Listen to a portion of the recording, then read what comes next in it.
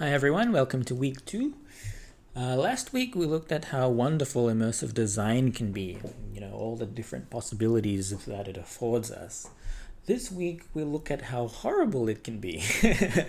uh, um, and what I mean by that is that this medium is so powerful that we actually have the power to do real harm to people, like physical harm, physical and psychological harm. So you might remember in my O-Week introduction video, I mentioned a famous YouTube video of someone falling over playing pool. Let's have a look at it. Now you're holding a cue. Wow.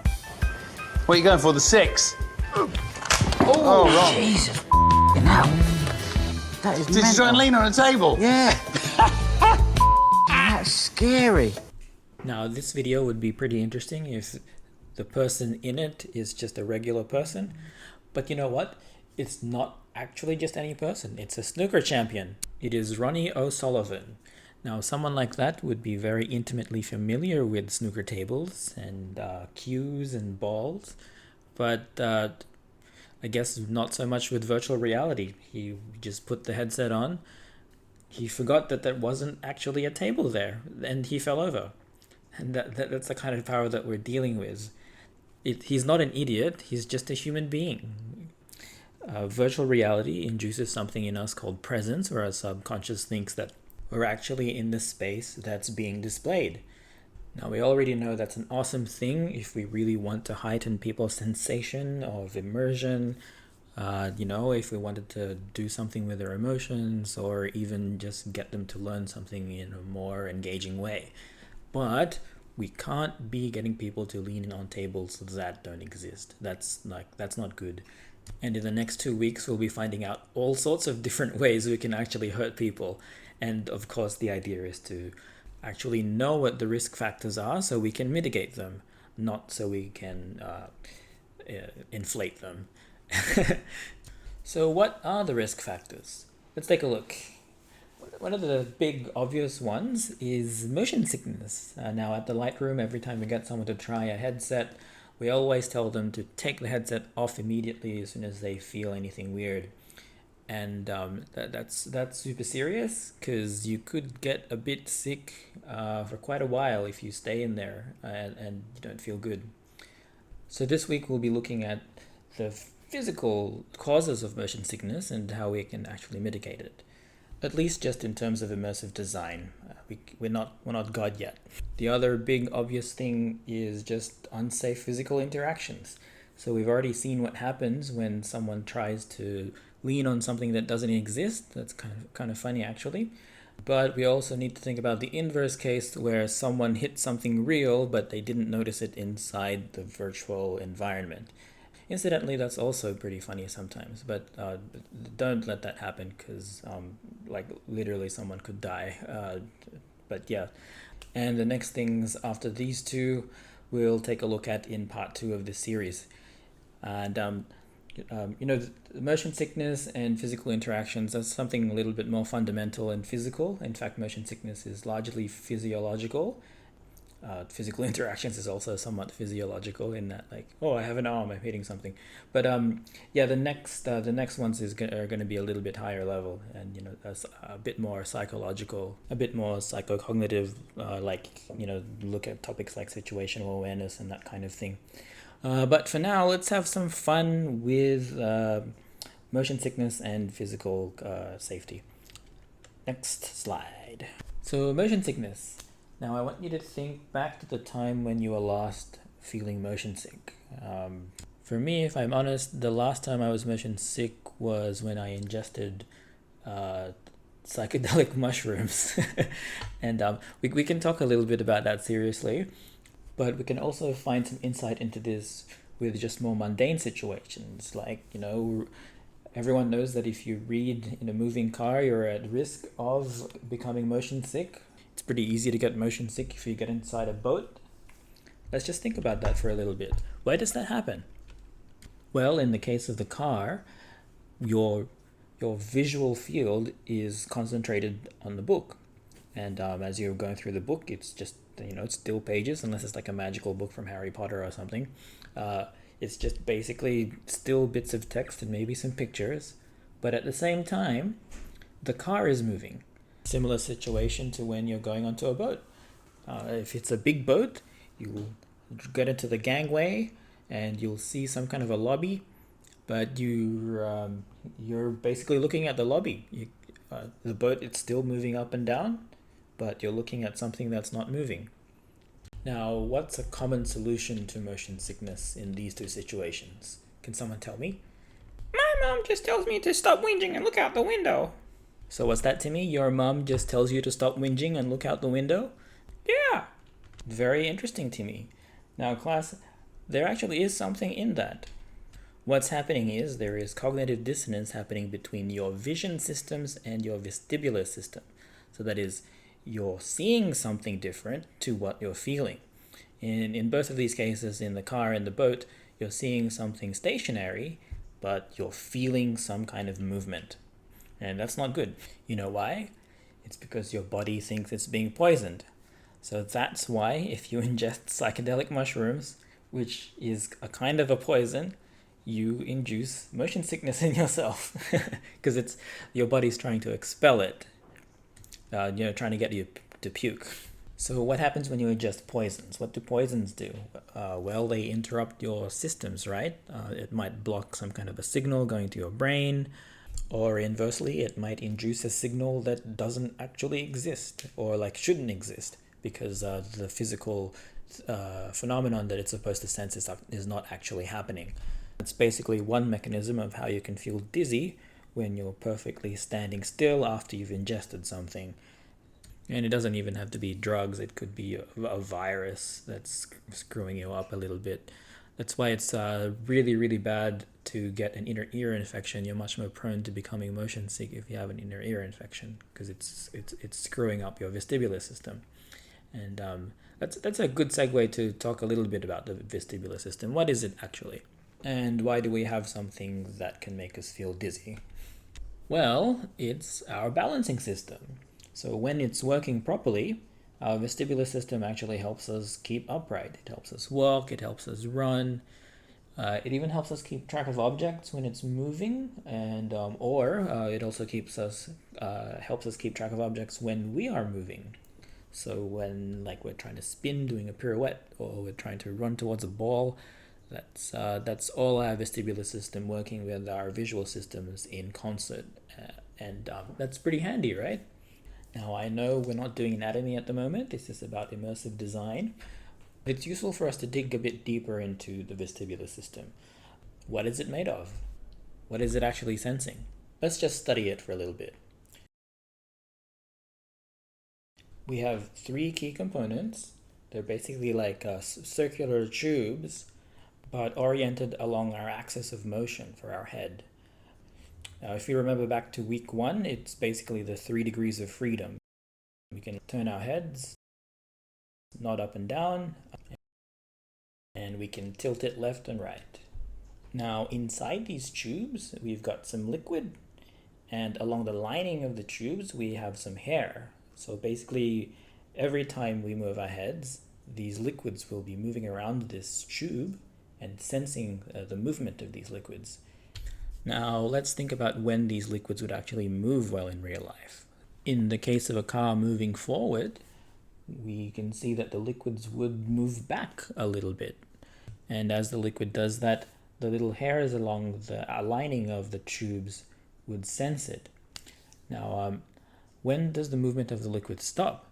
It stops in lots of different cases, but the most common case in the situation that we're talking about is when the car stops accelerating. So let's say you're coming in from 0, you go up to 60 or 100 or something like that.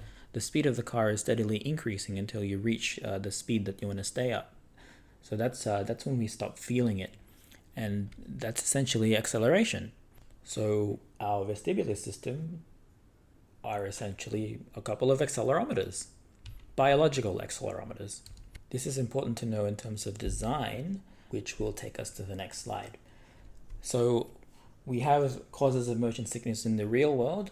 What are the causes of motion sickness in our field? It basically boils down to two things: bad rendering performance and mismatched motion between the real world and what you're seeing. You're seeing something move, but you're not actually moving, or you're moving, but you're not seeing things move. Let's concentrate on poor rendering performance for now. So what constitutes poor rendering performance? We've got low frame rates. That's essentially when the scene isn't rendering fast enough for you to be able to perceive it with fluid enough motion.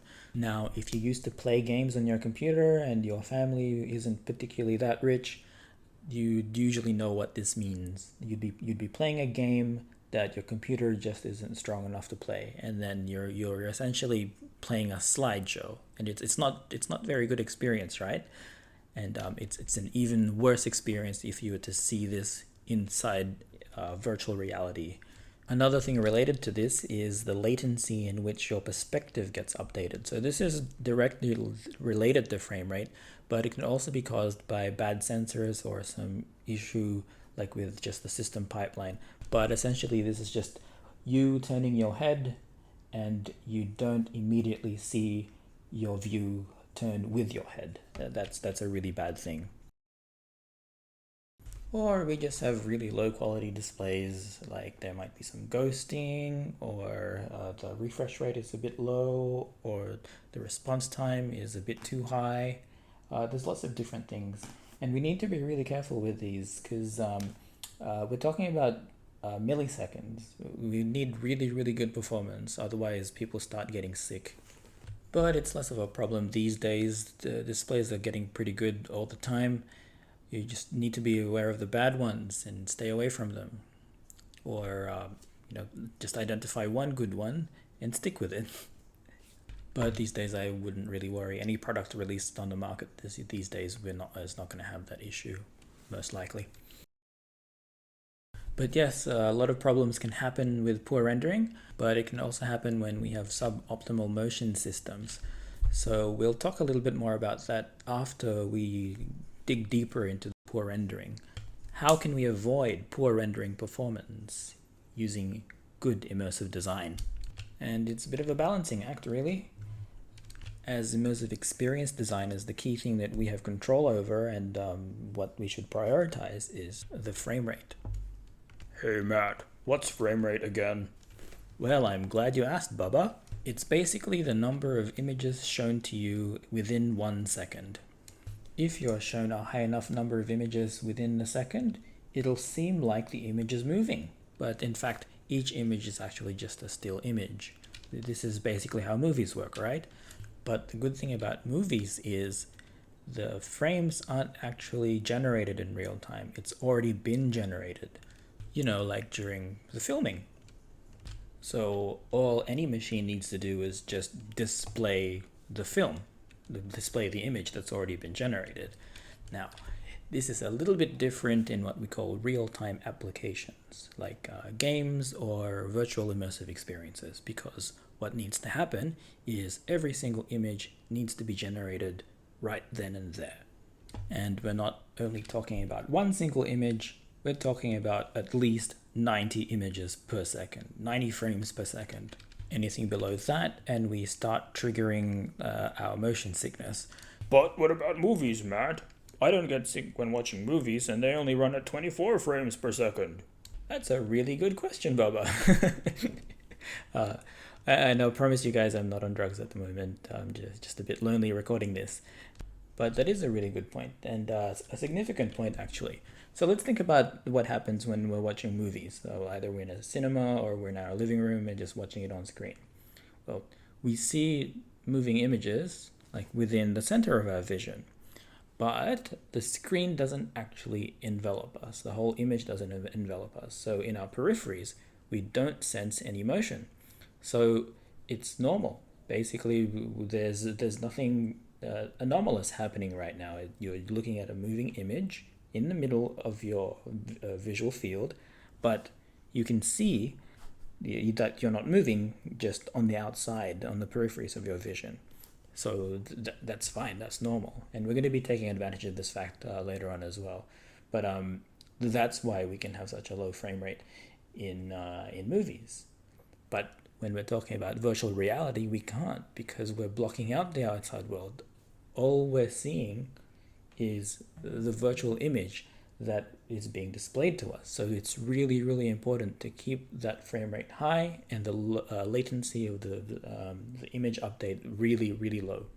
This is also another important implication for augmented reality, in that we can still see the outside world, and there isn't actually, or well, usually there isn't actually any delays in us seeing the outside world. So frame rate for virtual images isn't as important. So what we're really talking about here is mostly about virtual reality. Now, keeping this in mind, what does it actually take to render a virtual image? A ton of computational power. If we're talking about computer-generated 3D graphics, which is mostly what we'll be talking about in our field. Let's take an example. Let's go back to the 90s, first ever computer-generated movie, Toy Story. Now, according to the repository of all human knowledge, each frame of Toy Story took anywhere between 45 minutes up to 30 hours to render. That's quite a lot. And we're talking about 1995, so computers weren't really as powerful as they are these days. But that gives you an idea of the kind of complexity that we're dealing with in terms of rendering. Now, Toy Story had a bit of an advantage because it was just a movie.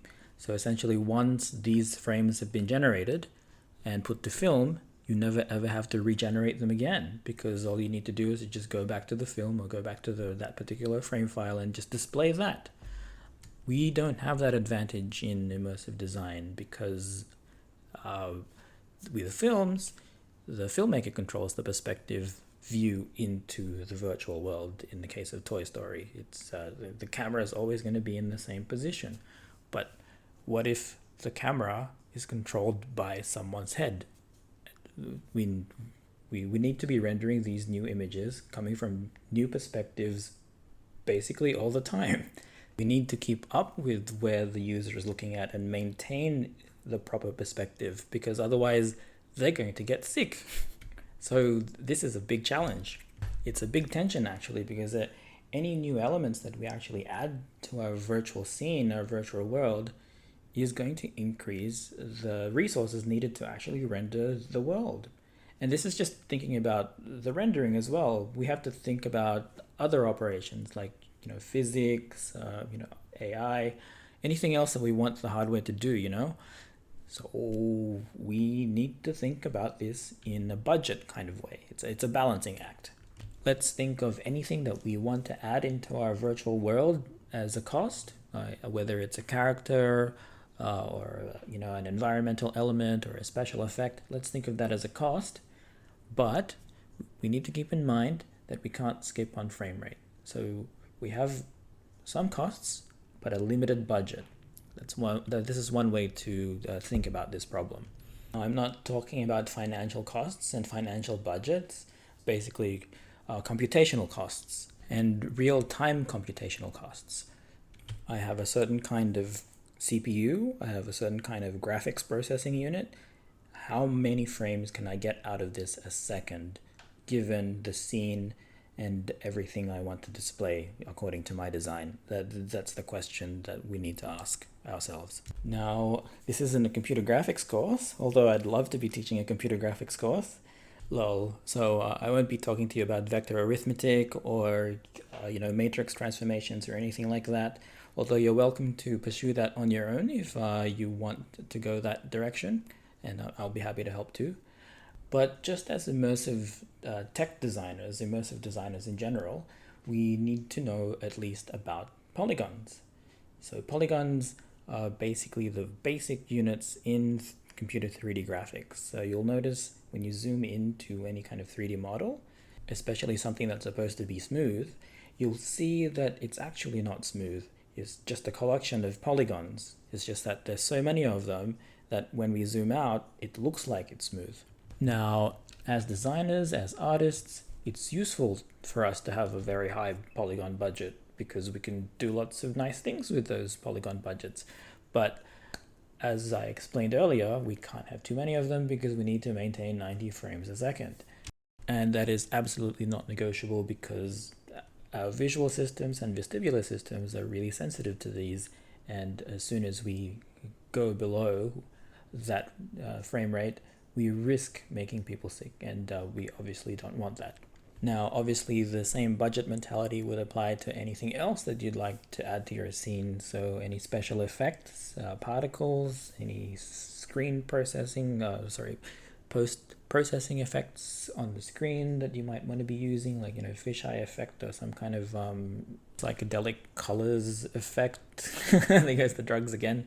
But yeah, every single new thing that you add into the scene will cost you something in terms of rendering budget. You just need to make sure you're below the 90 frames per second budget, whatever that happens to be. And that can move around. Mainly the way you do this is basically test it, or you could ask for even faster computers. That's what the epicenter does. But if we can't ask for faster computers, we're stuck with doing something with our design. We need to modify a design somehow so it's cheaper. And one way to do that is to use low-cost art styles.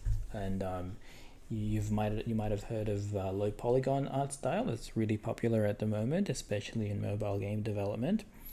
It's like it still looks nice, but it doesn't use as many polygons, so it doesn't cost as much in terms of rendering. Or you could just decide not to have so many objects in your scene. Maybe just concentrate on the few key objects that you really want the user to notice, and then not have such a very complex scene for the rest of them. So like the background stuff is not so complicated, but like the main characters or any kind of objects that the user is supposed to be handling, that's where you spend your budget. Or we might even take a page from the old book of cinema. So 360 video is just a video. It just happens to be a video that envelops us, but it is a video. That means it's been generated beforehand. It's not actually being generated now.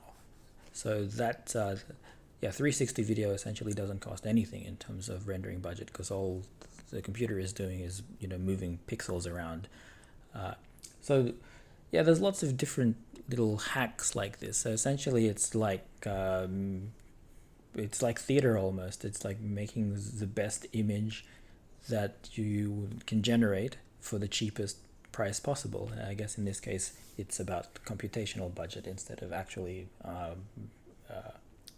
budget, like money budget. Now, as you gain more experience in this area, actually developing immersive experiences, you'll be able to think of more ways to cheap out, but not let the user know. That's the art of immersive design, which happens to be also the art of computer science, being like as lazy as you can, but while still doing work, useful work. Yeah, which is a good segue to the next slide, where we talk about algorithmic optimization strategies. So this is where we literally use computer science to improve things, but we're also using human physiology. So there's this really cool thing called Foveated Rendering. And essentially, it's like someone can just design the same scene, same kind of complexity, but when it comes to render it in a virtual reality headset, it actually costs less, because what happens is we're taking advantage of the fact that the peripheries of our eyes, in that area of our vision, isn't actually high resolution. Most of the resolution in our eyes are centered around the center.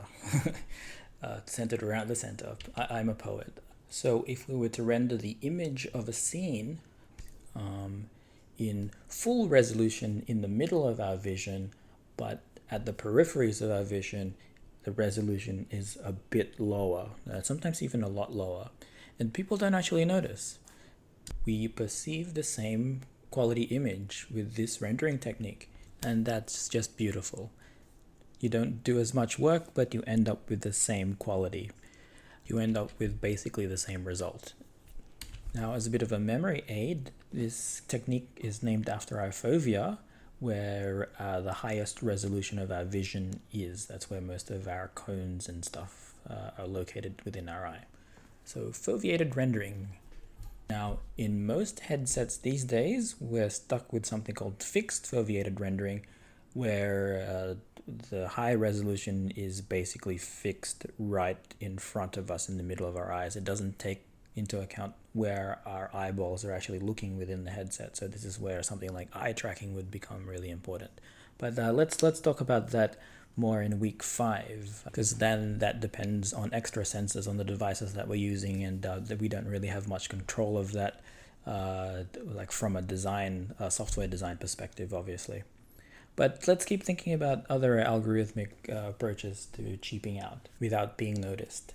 We could use something called a level of detail, and algorithms in this category basically just varies the level of detail of the geometry depending on how far it is from the user's perspective. So essentially, objects closer to the user has full geometry, basically all the details, and as the objects move further out away from the user, geometry is dynamically sort of taken down, because you won't notice far away things that much anyway. So this technique has been used to great effect in a lot of really cool software.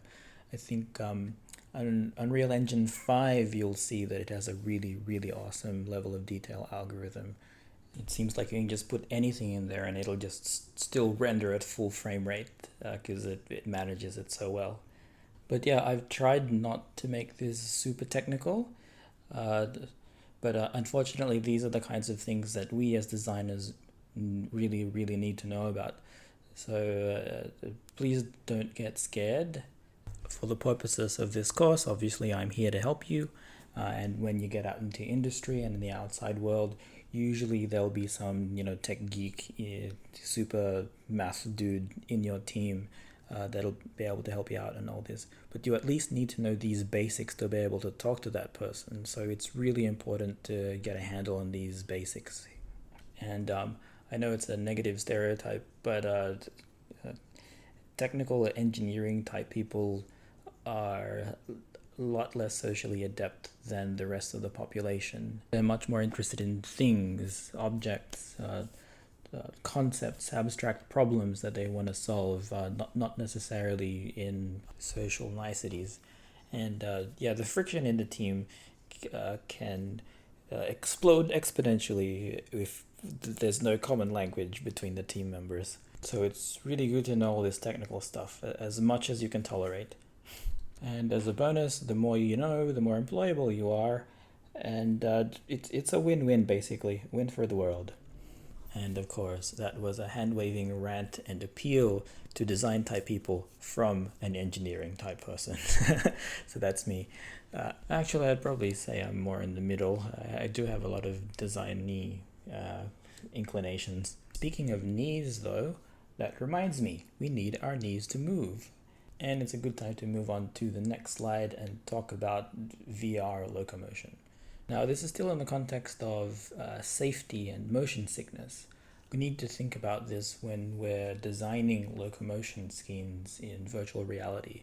Now, I'm picking on virtual reality in particular because this isn't such a huge issue in augmented reality. Augmented reality, you're situated in the real world, you're walking around in the real world. In virtual reality, the space that you're walking in, like for real, doesn't necessarily match the size of the virtual space that you're looking around. So the essential problem here usually is you have limited physical space, but you have a much larger virtual space. And that's something that we need to overcome. Like, how do we navigate that larger virtual space with limited real space? I mean, you can't just walk into walls.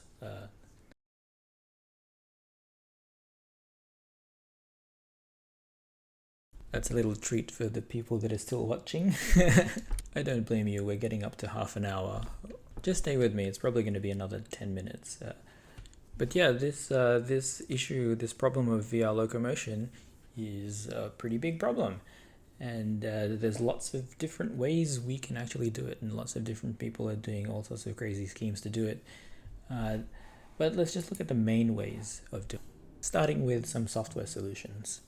Now, the most convenient way of doing locomotion, at least from a development standpoint, is to simply use your joysticks, the little joysticks on your controller. So you're standing there with your VR headset, you've got your controllers in both your hands, you need to walk forward, but there's a TV in front of you and you can't walk forward. So you push your thumb forward in your joysticks and you virtually move forward within the virtual space without moving yourself in the real world. Simple enough, right? Now, this is probably the worst idea of the bunch. Well, at least in this slide, it is the worst idea. Because just think about what's happening. You're moving in virtual space, so you're seeing yourself move forward within your headset, but you're actually not moving yourself. Now, that's exactly what induces motion sickness. So we absolutely don't want this kind of movement. It's not recommended. Now, there are ways to mitigate these effects, but I'll leave you guys to research these effects. And the key thing is to think about human physiology. This time it's still to do with the eyes and what its structure is. The question you should be asking yourself is there a way for us to reduce the perception of motion visually from a design standpoint? And one way to do that is just not have any motion at all. You just magically appear where you want to go, and no intermediate travel in between. And you'll notice this thing called teleportation is quite popular in a lot of apps.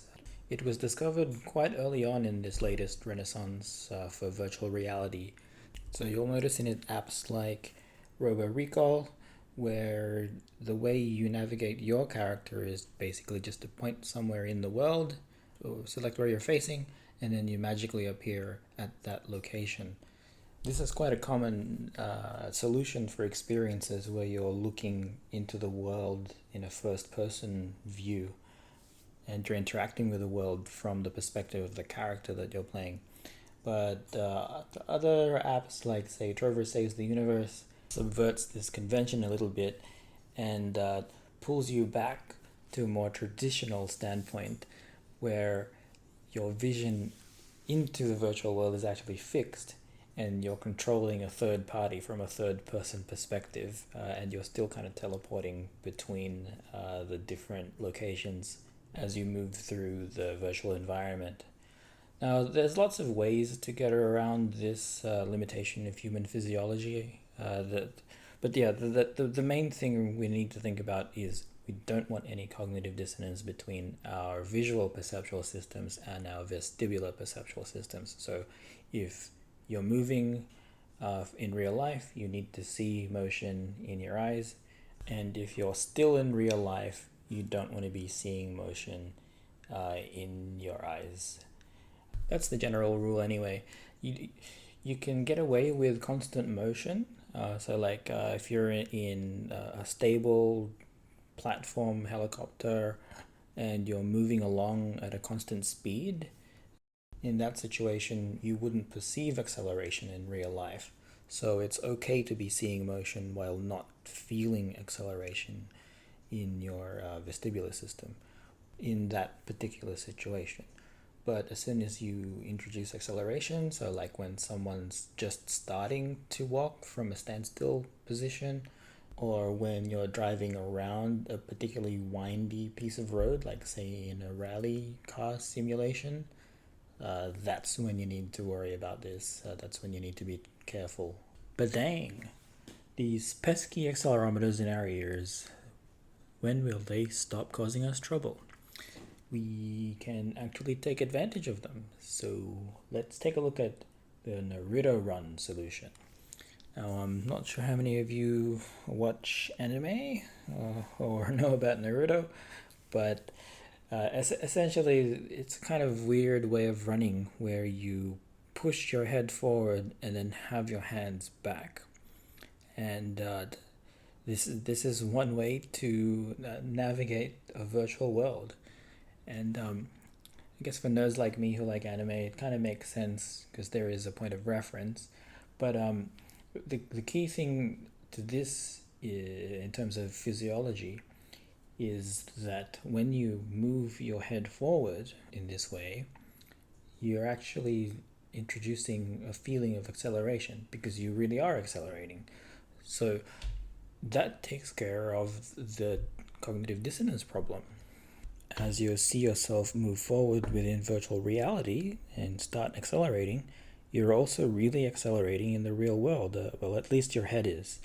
And as soon as you get past that point of acceleration, once you get to the constant speed stage, then you don't have to worry about any cognitive dissonance. This is still quite an unnatural way to navigate the world, though, unless you've watched a lot of Naruto. So there's also a jogging in place solution. The motion from your hands alone is enough to disturb your head and your vestibular system for it to be able to feel something.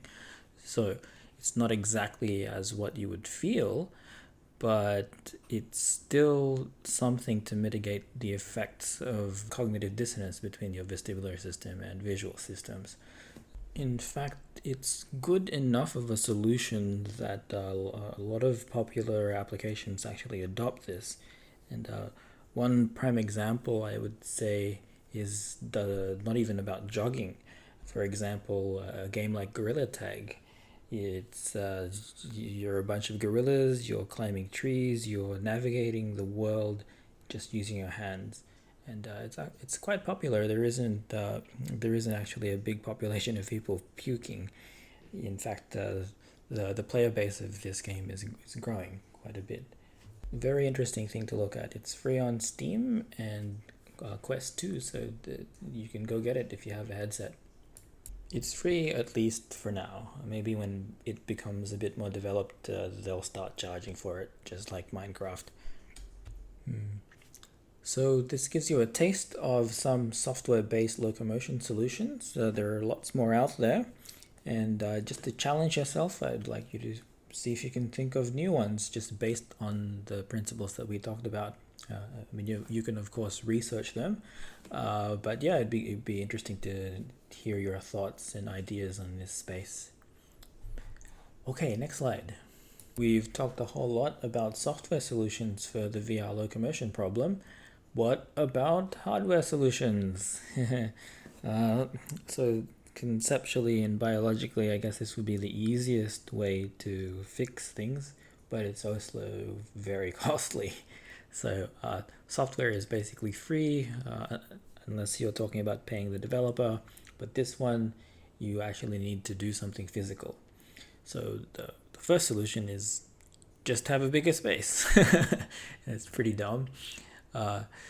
But you know what? It's actually a real solution. A lot of the virtual reality arcades or virtual reality theme parks actually use this solution. So just don't design a space like this one.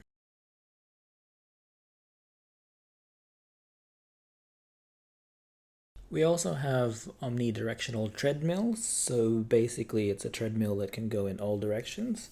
Now, traditionally, treadmills will only go in one direction and one dimension, but omnidirectional ones can go in two dimensions. And this walking motion really helps somehow. But the setup's quite complicated. You still have harnesses. But yeah, if you wanted to have the feeling of literally walking like in Ready Player One, then I guess this is one way to go. And I guess you also have the option of actually directly manipulating your vestibular system. Like if you had a bunch of electrodes just on your ear, and it tricked your brain into thinking that you were actually accelerating because you're stimulating that sensor and generating those signals that your brain expect. But that probably sounds a little bit risky for you. But it's heading towards brain-computer interface where we don't actually need headsets anymore. It's just basically like in the Matrix where you just plug straight into your brain.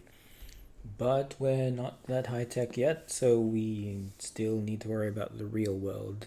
And we have unsafe physical interactions. Most of these problems show up in virtual reality, although certainly it's still a problem for the entire virtuality reality spectrum.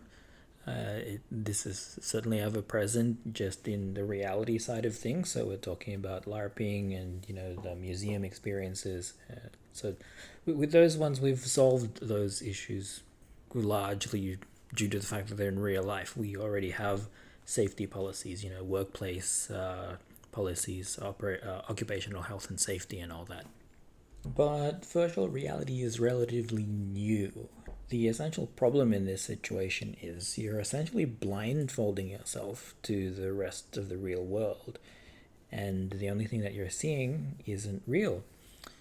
So, what do we do with that? What bad things could possibly happen when you have someone flailing around and they don't see anyone moving around them? It's really dangerous. It's like that blindfold pinata game, and you randomly walk by the person that's swinging the stick.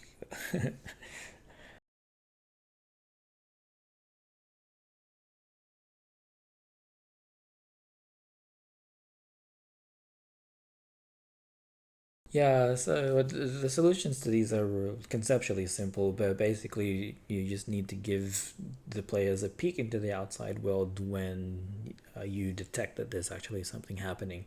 So, uh, like usually that's when you come out of the barrier, or the system detects that there are people or objects moving within your vicinity, and yeah, the two main things to look at in this area would be Valve's Chaperone system and Meta's Guardian system. That's the Oculus Quest Guardian system.